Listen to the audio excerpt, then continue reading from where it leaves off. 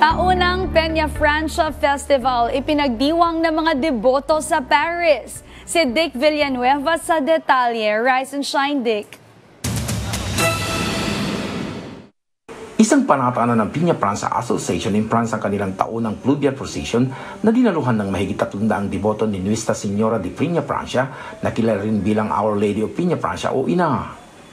Maaga pa lamang ay dagsa ng mga deboto sa nakadaong na ferryboat na gagamitin sa Pluvial Procession. Pinangunahan ni Father Lyndon Balubar at ng kanyang mga kasamahang pari na nanggaling pa sa Bicol ang banal na misa. Pagkatapos ng misa ay naglayag na ang ferryboat sa Paris Seine habang pinagsaluhan naman ng mga deboto ang mga inihandang authentic Bicol Express at laing.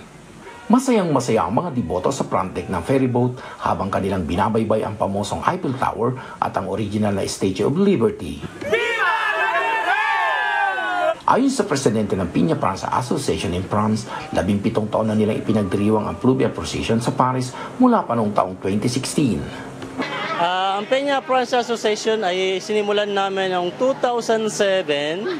So every year naman namin ginagawa ito. Pwera lang nung magkaroon tayo ng COVID. So bali 3 years din kaming hindi nag-pluvial, pero after that, continuous kami ulit. So until now, we are almost 16 years now doing this pluvial procession in Paris. Lubos ring nagpasalamat ang rektor ng Philippine Catholic Mission in France na si Father Leo Balaguer sa mga debotong dumalo. Ayon sa kanya, mas malaking selebrasyon pa ang magaganap sa taong 2024. Nandito po tayo ngayon sa Bato along River Seine at ginugunita po natin ngayon ang pagdiriwang ng kapistahan ng ating mahal na ina under the title Our Lady of Peña Francia. Kasalukuyang ginagawa din po sa Bicol, doon sa Naga, along Bicol River. Hindi lang po mga Catholics ang nandito ngayon sa bato na ito. We have friends and guests from other religions, lalong-lalo na po ating mga kapatid na Muslim. Mula rito sa Paris, France, Dick Villanueva para sa Bayan.